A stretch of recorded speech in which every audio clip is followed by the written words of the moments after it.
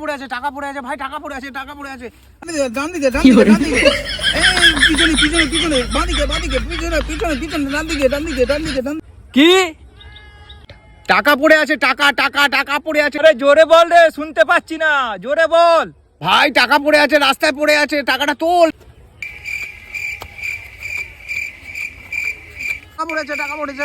এই ডান দিকে বাঁদিকে, এই বাঁদিকে ডান দিকে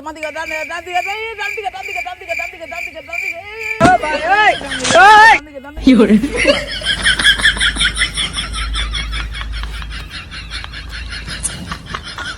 আরে এখন টাকাটা তুলে কি হবে? ও তো নিয়ে চলে গেল। ও টাকাটা তুলে কি বলছিস ভাই? হ্যালো